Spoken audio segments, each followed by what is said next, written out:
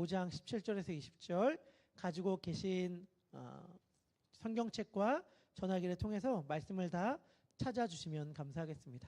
마태복음 5장 17절에서 20절의 말씀입니다. 17절입니다. 내가 율법이나 선지자를 폐하러 온 줄로 생각하지 말라. 폐하러 온 것이 아니요 완전하게 하려 함이라. 진실로 너에게 이르노니 천지가 없어지기 전에는 율법의 1.1획도 없어지지 아니하고 다 이르리라. 그러므로 누구든지 이 계명 중에 지극히 작은 것 하나라도 버리고 또 그같이 사람을 가르치는 자는 천국에서 지극히 작다 일컬음을 받을 것이요 누구든지 이를 행하며 가르치는 자는 천국에서 크다 일컬음을 받으리라. 내가 너희에게 이르노니 너희가 서기관과 바리새인보다 더 낫지 못하면 결코 천국에 들어가지 못하리라. 아멘. 하나님의 말씀입니다. 우리 방금 읽은 20절의 말씀을 생각해 보면 20절에서 주님께서 이렇게 말씀하여 주시잖아요. 너희가 서기관과 바리새인보다 더 낫지 못하면 결코 천국에 들어가지 못하리라. 이 말을 거꾸로 한다면 만약에 우리의 의가 서기관과 바리새인보다 더 낫다면 무슨 말이에요? 천국에 들어갈 수 있을 것이다 라는 말이잖아요. 그 말을 오늘 우리의 삶 가운데 적용해 본다면 만약에 너희의 의가 서기관과 바리새인보다 낫다면 너희는 지금 오늘 천국을 살아가게 될 거야. 이런 말씀이거든요. 그러니까 지금 여기 계신 분들 가운데 혹시 내 삶이 너무 어두워, 너무 힘들어, 너무 고돼, 좀 극단적으로 얘기한다면 지옥과 같아, 너무 버거워 라고 하시는 분들이 계시다면 오늘 말씀에 귀를 기울여 주셨으면 좋겠어요. 주님은 오늘 우리가 살아가는 삶이 천국이 될 수 있어, 하나님 나라가 될 수 있어 라고 말씀하시는 셈이니까 어떻게 살아가면 지금 우리의 삶이 천국이 될 수 있을 것인가 를 주님께서 말씀하신다고 생각하시면서 귀를 기울이셨으면 좋겠습니다. 지난주에 여러분들은 사랑하시면서 살아가셨습니까?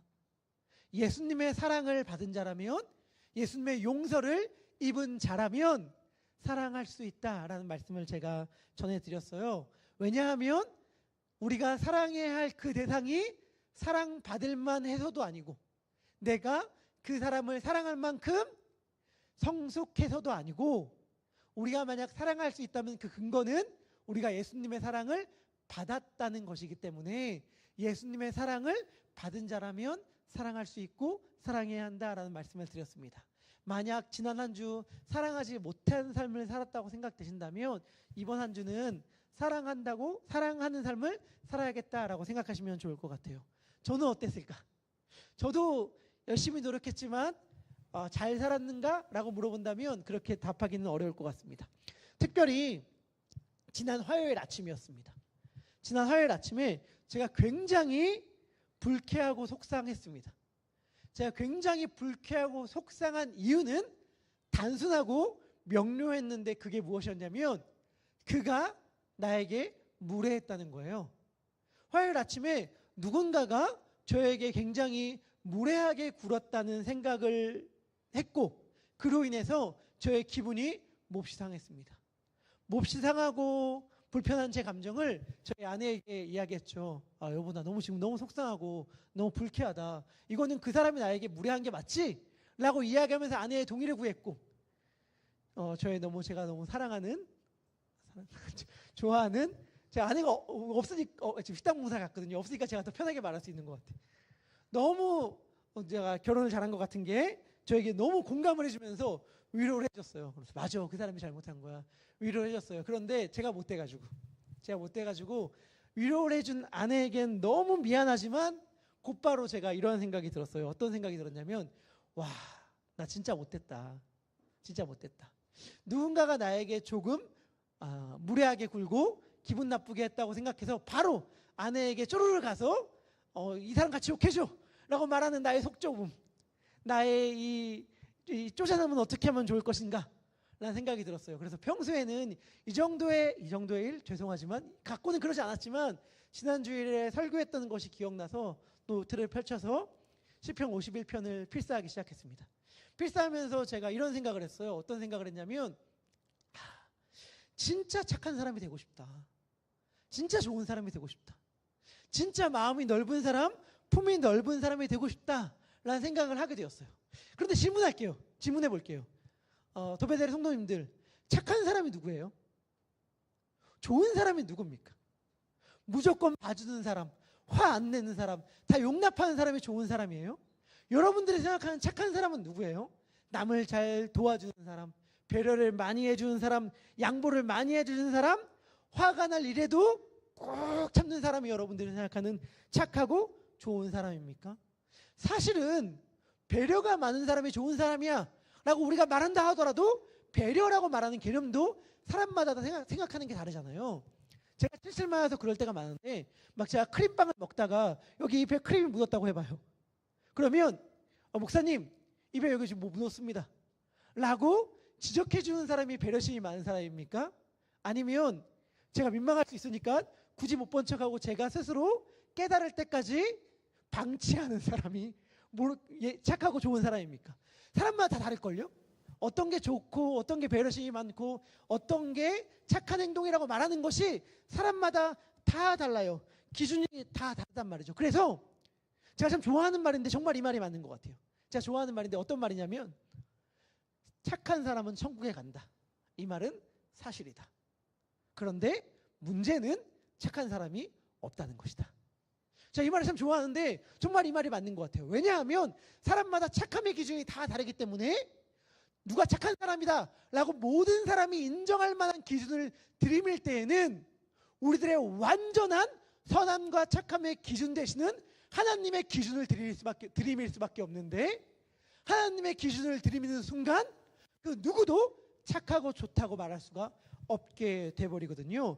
하나님의 기준으로 볼 때는 그 누구도 선하거나 착하지 않죠. 부자 관원이 예수님께 질문했습니다. 선한 선생님, 어떻게 하면 제가 영생을 얻을 수 있습니까? 라고 질문했을 때 누가복음 18장 19절에서 예수님은 이렇게 답하여 주셨죠. 뭐라고 답하여 주셨냐면 예수께서 이르시되 내가 어찌하여 나를 선하다고 하느냐? 하나님 한 분 외에는 선한 이가 없느니라. 하나님 한 분 외에는 선한 이가 없어요. 그렇기 때문에 그 누구도 선하다고 말할 수가 없습니다. 성경에서 선하다 혹은 착하다와 가장 유사한 개념을 말할 수 있다면 그것은 의롭다일 것입니다. 의롭다는 말을 구약적 배경을 가지고 구약적 사고관으로 설명한다면 이렇게 말할 수 있을 거예요. 하나님의 율법을 빠짐없이 다 지키는 자. 그 자가 의로운 자입니다. 하나님의 율법을 지킨다고 할 땐 두 가지가 중요한데 두 가지가 뭐냐면 하나님의 율법을 하나도 남김없이 지키는 자. 그리고 하나님의 율법을 한 번도 빠짐없이 지키는 자. 그러니까 모든 율법을 항상 지키는 자가 선한 자입니다. 의로운 자예요. 중요한 것. 만약에 여러분 질문할게요. 만약에 하나님의 율법을 한 번도 빠지지 않고 모든 걸 다 지키는 자는 구원을 받을 수 있을까요? 율법을 다 완전하게 지키면 천국에 갈까요, 여러분? 율법을 빠짐없이 다 지키면 천국에 갑니다.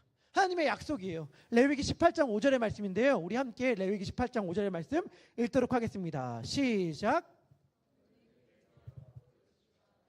이를 행하면 그로 말미암아 살리라. 나는 여호와이니라. 아멘. 하나님의 약속이에요. 뭐냐면 내 규례와 법도를 지키면 살 수 있을 거야. 이게 하나님의 약속이에요. 문제는 뭐죠? 지킬 수 있는 사람이 아무도 없다는 것입니다. 이 하나님의 규례와 법도를 지킬 수 있는 사람이 아무도 없어요. 그래서 우리가 고백하는 게 뭐예요? 우리가 모두가 고백하는 것은 우리는 율법을 지킴으로 구원을 받는 게 아니라 예수님을 믿음으로 구원을 받습니다. 예수님을 믿음으로 천국에 들어갑니다. 라고 하는 것이 우리가 믿는 바이고 이것은 완전한 진리죠. 완전한 진리예요. 그런데 이 진리가 우리에게 적용되는 순간 우리의 실생활에 딱 찾아와서 우리의 실생활 가운데 적용하려고 하는 순간 묘하게 뒤틀리기 시작합니다. 묘하게 바뀌기 시작해요. 어떻게 바뀌느냐? 이게 중요한 개념이라 이건 잘 들었으면 좋겠는데 그게 뭐냐면 우리는 행위로 구원받는 게 아니라 믿음으로 구원받습니다 라고 하는 진리가 우리 삶 가운데 적용될 때는 우리는 행위로 구원받는 게 아니라 말로 구원받습니다. 우리는 행위로 구원받는 게 아니라 생각으로 구원받습니다 라는 식으로 묘하게 뒤틀려 적용이 돼요. 그러니까 저 사람의 행위가 아니라 어떤 말을 하는지, 행위가 아니라 어떤 생각을 하는지가 중요하게 돼버린 것이고, 사실은 그것이 오늘날 기독교가 사회 가운데에 손가락질을 받게 된 이유이기도 하죠. 오늘날 만약 교회가, 기독교가 사회적 지탄을 받는다면 그 이유는 성경에서 바리새인을 두고 예수님이 지적하신 그 이유와 동일합니다.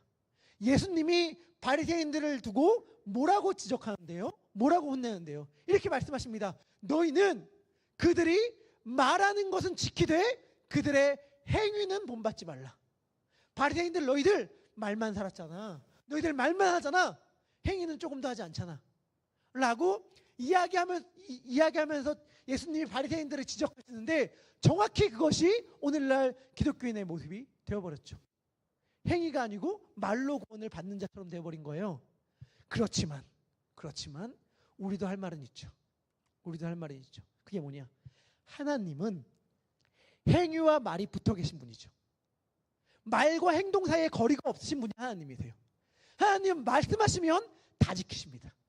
하나님 말씀하시면 다 이루십니다. 말과 행동이 딱 붙어 계신 분이 하나님이에요.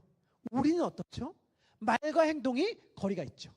사람마다 인격의 성숙도에 따라서 그 거리는 조금씩 차이가 있을지 모르겠지만, 우리들은 모두가 다 예외 없이 말과 행동에 거리가 있는 사람, 말과 행동이 어느 정도 떨어져 있는 사람이란 말이에요. 그런데 우리는 그리스도인으로서 예수님에 대해 얘기하고 하나님에 대해 얘기하고 우리가 믿는 진리에 대해 얘기해야 되잖아요. 그러니까 문제가 뭐냐면, 말과 행동에 거리가 있는 우리들이 말과 행동에 거리가 없는 하나님을 전하려고 하니 이게 쉽지가 않은 거죠. 그래서 어떤 그리스도인들은 이 문제를 해결하고자 뻔뻔해집니다. 내가 부족한 것 어떡하겠어? 나 보지 말고 예수님 믿어 라고 말하는 식의 말을 하기도 하죠. 어떤 사람들은 말을 아예 안 하는 식으로, 말을 굉장히 줄이는 식으로 이 문제를 해결하려고 합니다. 차라리 말을 안 하면 이렇게 위선적일 일도 없을 테니까 차라리 말을 안 해버리는 식이죠. 그리고 대다수의 그리스도인들은 제가 볼 때는 성경의 개념을 오용하는 방식으로 이 문제를 해결합니다. 성경의 개념을 오용하는 방식으로. 그 대표적인 게 뭐냐면 은혜예요. 은혜.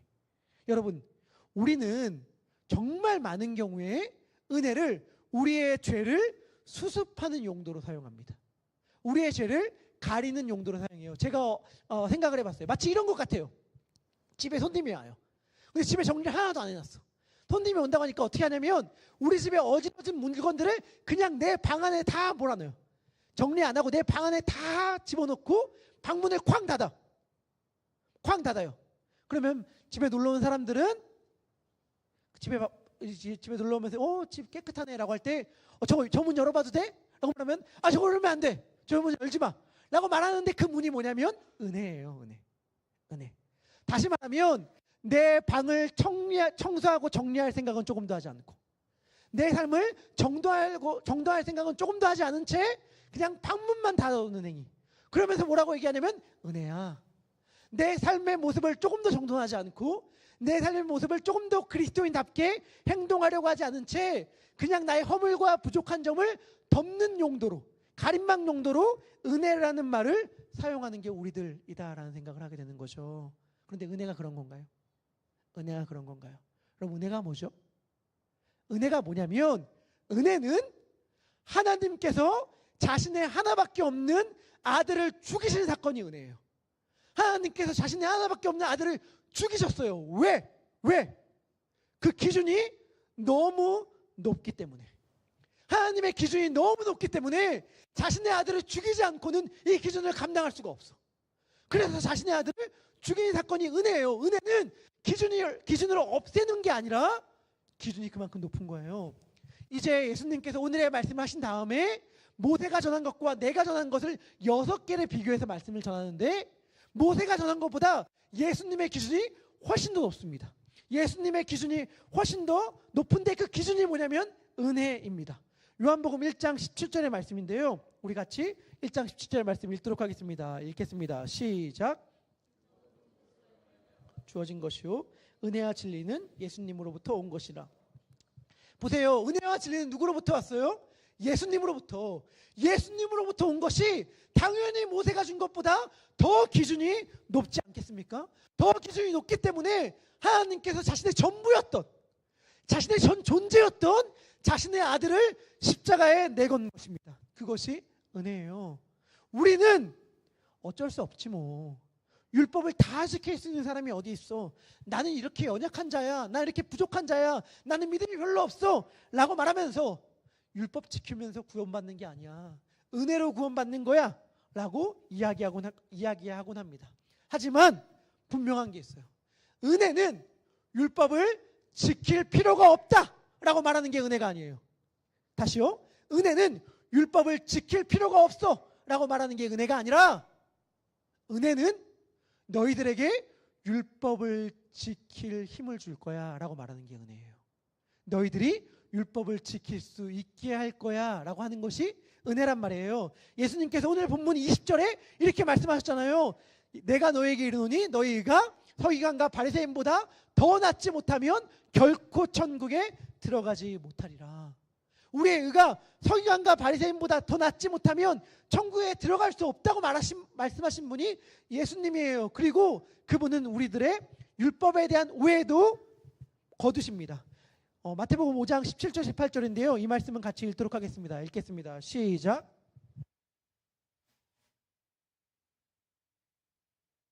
완전하게 하려 함이라.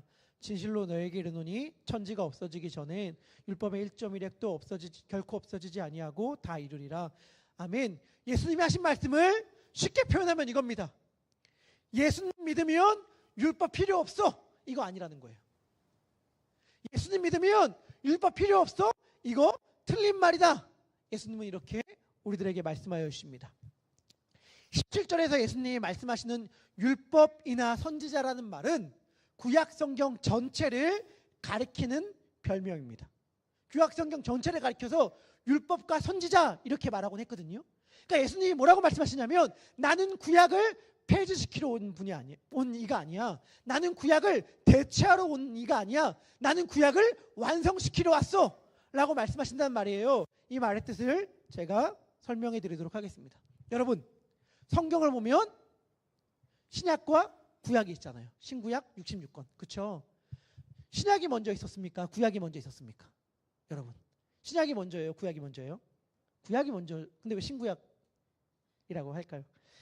그런데 이 개념을 제가 약간 설명해 드리도록 할게요. 신약과 구약 중에 뭐가 먼저 있었는지를 제가 설명해 드리겠습니다. 그림을 한번 보면 좋겠는데요. 전화기들 있죠. 저와 제 아내의 전화기입니다. 저희들이 이걸 버리지 않고 간수하고 있고요. 제 성격도 여기서 나오는 것 같은데, 제가 핸드폰을 오랫동안 쓰다가 고장났어요. 고장나서 못 쓰게 되니까 제가 그 전화기가 너무 익숙하고 좋아서 똑같은 기종을 한참 지나서 또 샀습니다.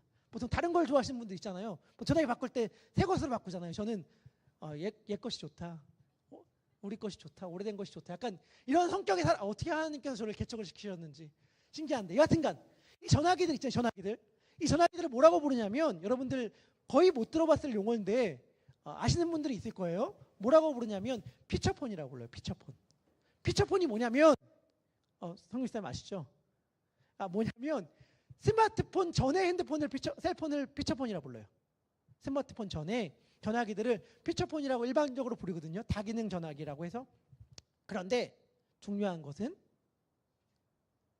스마트폰이 나오기 전에는 그 누구도 저 전화기를 피처폰이라고 부르는 사람이 없었습니다.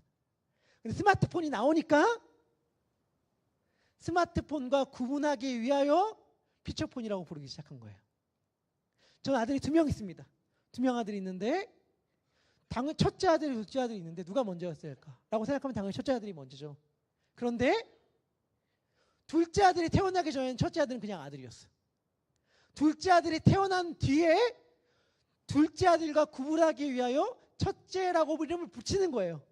그렇기 때문에 사실은 이름은 둘째가 태어남으로 첫째에게 붙여지게 된 것입니다. 신구약 성경도 마찬가지예요. 신약이 없으면 구약이라는 이름이 나올 수가 없어요. 아시겠지만 신약은 새로운 약속이라는 뜻이고 구약은 오래된 옛 약속이라는 뜻인데, 새로운 약속이 등장하기 전에는 옛 약속이라고 부를 리가 없죠. 그냥 약속이죠. 그런데 새로운 약속, 신약이 등장하는 순간 신약과 구분하기 위하여 구약이라고 부르게 되는 것이죠. 그래서 신약이라는 이름이 먼저 나와요. 하지만 신약과 구약은 스마트폰과 피처폰 혹은 첫째 아들과 둘째 아들과 개념과는 좀 다릅니다. 왜 다른가? 아까 하신 말 제가 드린 말씀 기억하세요? 하나님은 행동과 말이 붙어 계시다고. 하나님은 이 땅을 창조하시고 운영해 나가실 때 즉흥적으로 그때그때 상황에 맞춰서 이 땅을 운영해 다스리시지 않습니다. 하나님 분명한 뜻과 목적을 갖고 계시고 뜻과 목적을 가지고 역사를 이뤄가세요. 그것을 조금 유식한 말로 경륜이다 이렇게 말을 합니다. 낯선 말이지만 어려운 개념은 아니에요. 말만 어려울 뿐이지. 경륜이라는 게 뭐냐면 하나님께서 뜻을 가지고 이 세상을 역사를 경영해 나가신다라는 말이 하나님의 경륜입니다. 무슨 말이냐? 하나님은 창세기 1장 1절 태초에 천지를 창조하시니라 말씀하시며 이 땅을 창조하실 때 이미 요한계시록 22장의 새하늘과 새 땅 거룩한 성 새 예루살렘을 목적하고 계셨다는 뜻이에요. 하나님은 그 목적을 갖고 계시면서 이 땅의 역사를 시작해 나가셨습니다. 그러니까 다시 말하면 하나님은 에덴 동산을 창설하시며 거기에 아담을 두셨을 때부터 새하늘과 새 땅에 영원히 그분의 백성들과 함께할 그날을 목적하고 계셨다는 거예요. 그래서 우리의 시점으로 봤을 때는 인간의 역사로 봤을 때는 지금 이 시점이 먼저야. 지금 이 땅 이게 먼 미래보다 먼저 있어. 그런데 하나님의 시간표로 보면은 하나님 먼 미래를 먼저 자신의 뜻 안에 계획하고 계시기 때문에 근데 하나님의 뜻은 무조건 이루어져. 하나님의 계획은 무조건 이루어져. 무조건 이루어지기 때문에 어쩌면 그 하나님의 뜻이 먼저다라는 개념으로 봤을 때는 구약이 신약에 앞선다라고 말할 수 있을 것입니다. 그리고 그 구약은 구약 따로 신약 따로가 아니라 나중에 신약이 드러나니까 구약이 없어지고 신약이 구약의 자리를 대체하는 게 아니라 신약으로 나아가는 과정이며 신약의 이야기들이 다 끝났을 때에 자신의 목적을 달성한다는 뜻입니다.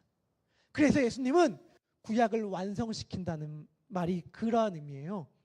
구약이 시작되고 구약은 자신의 목적을 향하여 예수님을 향하여 나아가기 때문에 신의 새로운 약속을 향해 나아가기 때문에 새로운 약속이 비로소 와야 구약은 자신의 목적을 다하게 되며 그것이 구약이 자신의 목적을 다한다는 의미에서 완전하게 된다, 완성하게 된다라는 말의 뜻이다라고 예수님은 설명해 주시는 것이죠. 자, 그러면 성경에 구약과 신약이라는 말이 나올까요? 구약과 신약이라는 말? 나옵니다. 그리고 신기하게 신약이라는 말은 구약에 나옵니다. 우리 외우기도 쉬운데요. 예레미야서 31장 31절의 말씀 31. 우리 같이 읽도록 하겠습니다. 시작.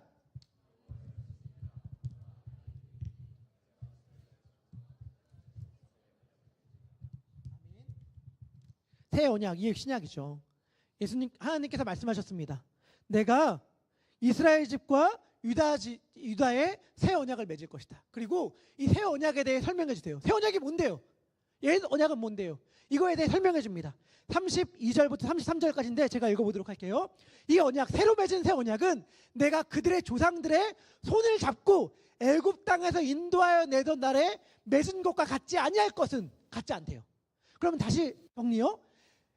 너희들의 조상들의 손을 잡고 애굽 땅에서 인도하여 내는 날에 맺은 것은 뭐예요? 그게 구약. 근데 내가 지금 맺을 새 언약은 그것과 같지 않아. 왜 같지 않냐면 내가 그들의 남편이 되었어도 그들이 내 언약, 구약의 말씀을 깨뜨렸기 때문이야. 여호와의 말씀이니라 이렇게 말을 해요. 이건 히브리서에서도 반복되어 나오는 말인데 다시 말하면 새로운 언약 맺을 거야. 왜냐하면 옛 약속은 깨졌거든. 이렇게 말씀하시는 셈입니다. 그 약속의 내용이 뭐냐? 그러나 그날 후에는 내가 이스라엘 집과 맺을 언약은 이러하니 새로운 언약은 이러하니 곧 내가 나의 법을 그들의 속에 두며 그들의 마음에 기록하여 나는 그들의 하나님이 되고 그들은 내 백성이 될 것임이라 여호와의 말씀이니라. 이게 신약이에요. 그리고 이 말씀에 대하여 에스겔 36장 26절에서 28절도 이야기합니다. 이 말씀은 제가 읽어보도록 할게요. 또 내가 새 영을 너희 속에 두고 새 마음을 너희에게 주되 너희 육신에서 굳은 마음을 제거하고 부드러운 마음을 줄 것이며 또 내 영을 너희 속에 두어 너희로 내 율례를 행하게 하리니 너희가 내 규례를 지켜 행할지라. 내가 너희 조상들에게서 준 땅에서 너희가 거주하면서 내 백성이 되고 난 너희의 하나님이 되리라. 아멘. 이게 신약이에요. 새로운 약속. 제가 무슨 말 하려고 하시는지 알겠어요? 이렇게 목소리 높이면서 무슨 말 하려고 하는지 아시겠습니까? 하나님의 새 언약, 신약은 구약을 폐기하는 게 아니라, 율법을 안 지켜도 되는 게 아니라 율법을 지키게 한다는 거예요. 예수님이 새로운 약속 주셨으니까 새로운 약속 받은 사람은 이제 율법 안 지켜도 돼. 율법 이제 지킬 필요 없어 라고 말하는 게 새로운 약속 신약이 아니라, 신약은 뭐냐면 내가 지키게 할 거야. 내가 내 영을 너희 속에 두어서, 내가 내 법을 너희 속에 두어서 내가 이 율법을, 내 율례를 행하게 할 것이며 내 규례를 지켜 행하게 할 거야 라고 말씀하시는 게 하나님께서, 예수님께서 우리에게 주시는 새로운 약속이에요. 그러니까 너무나도 당연하게도 서기관과 바리새인의 의보다 날 수밖에 없죠. 예수님께서 우리 가운데 오셔서 우리로 하여금 지키게 해주시는 율법의 약속이니 당연히 바리새인과 서기관의 의보다 뛰어날 수밖에 없지 않겠습니까? 그런데 예수님께서 그러면 내가 내 영을 너희 속에 두어서 지키게 할 거야 라고 말하는 그 율법의 그 내용이 무엇입니까? 그 율법이 정말 우리들에게 말하는 바가 뭐예요? 그 율법이 뭐죠? 십계명입니까? 그 율법이 뭡니까? 출애굽기 28장에 나오는 내용들입니까? 누군가가 예수님께 물었습니다. 율법 학자라고 하는 학자였는데요. 예수님, 율법이 뭡니까? 율법자의 가장 큰 계명이 뭡니까? 율법이 뭔지 저에게 알려주십시오 라고 이야기했을 때에 예수님은 너무나도 유명한 대답을 우리들에게 그 율법 학자에게 해주셨죠. 마태복음 22장 37절에서 40절의 말씀인데요. 예수님이 뭐라고 답해 주셨나요? 내 마음을 다하고 목숨을 다하고 뜻을 다하여 주 너의 하나님을 사랑하라. 이것이 크고 첫째 되는 계명이요, 둘째도 그와 같으니 내 이웃을 내 자신같이 사랑하라 하셨으니, 이게 뭐예요? 이 두 계명이 온 율법과 선지자의 강령이니라. 다시 말하면 뭐냐면 사랑해라. 사랑해라. 내가 내 영을 너희 속에 둘 테니, 내 법을 너희 속에 둘 테니 사랑해라. 예수님은 이 말씀을 우리들에게 하시는 것이고, 사도 바울도 동일한 이야기를 우리들에게 들려줍니다. 로마서 13장 8절에서 10절인데요. 좀 길지만 우리 같이 읽도록 하겠습니다. 읽겠습니다. 로마서 13장 8절 10절입니다. 시작.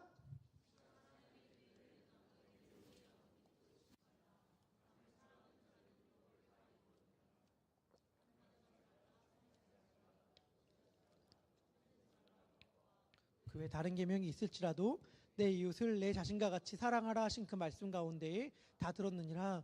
사랑은 이웃에게 악을 행하지 아니하나니 그러므로 사랑은 율법의 완성이니라. 아멘. 사랑이 뭐라고요? 율법의 완성이라고요. 사랑하는 자는 율법을 다 행하는 거라고요. 예수님은 우리들에게 말씀하시는 거예요. 사랑해라. 사랑해라. 율법 지킬 필요 없는 거 아니야. 율법 지켜야만 해. 그런데 내 힘으로 지켜야 하는데 그게 뭐냐면 사랑하는 거야. 말과 혀로만이 아니라 행함과 진실함으로 사랑해라. 그런데 이렇게 사랑할 때 예수님이 하신 약속이 뭐예요? 그러면 천국에 들어가게 될 거야. 이 말 아니에요? 우리가 다 경험하지만 그렇게 살지 못하는 것. 그게 뭐예요? 그게 뭐죠? 사랑하면 천국이에요. 사랑하지 않으면 지옥입니다. 아무리 화려한 집에 으리으리한 가구들과 맛있는 음식들이 아무리 차려있다 하더라도 가족들끼리 사랑하지 않으면 그 집은 지옥이에요. 그런데 아무리 초라한 집에 부족한 것이 많은 현실이라 하더라도 사랑하고 있다면 천국이에요. 주님은 그 이야기를 우리들 가운데 들려주시는 거예요. 사랑해야 산다. 사랑해야 천국의 삶을 누릴 수 있어. 그런데 중요한 건 사랑할 수 있어. 사랑할 수 있어. 내가 너희 속에 내 영을 뒀어. 내가 너희 속에 내 법을 뒀어. 그러니까 사랑할 수 있다는 것을 확인하며 살아갔으면 좋겠다. 주님은 우리들에게 이렇게 말씀하여 주십니다. 말씀을 마무리하면서 제 짧은 간증을 하나 하도록 하겠습니다. 교회를 개척한다고 했을 때에 주위에 적지 않은 분들이, 또 한 교회를 섬기고 있는 많은 분들, 특히 목회자분들이 저에게 이렇게 조언했습니다. 강 목사, 성도들 만나고 있어? 성도들 만나야 돼. 성도들 만나고 좀 개척하니까 함께 하자고, 비전을 쉐어하면서 함께 하자고 이야기해야 돼. 이렇게 조언을 많이 해주셨어요. 그래서 좀 성도들 만나가면서 교회 개척하니까 같이 했으면 좋겠다라는 이야기를 좀 하고 다녀라, 이렇게 말을 저에게 해주셨습니다. 하지만 많은 분들이 이미 알고 계시겠지만 저는 그 누구에게도, 단 한 명에게도 같이 가자는 말을 하지 않았습니다. 함께 하자는 말을 하지 않았었어요. 유일한 예외가 있다면 수현전도사님인데, 수현전도사님은 담임 목사님께서 이렇게 권면하라고 얘기했지만 이것도 할 말은 있어. 여러분, 결혼하신 분들, 연애하시는 분들, 프로포즈하고 승낙까지 얼마나 기간이 걸리셨습니까?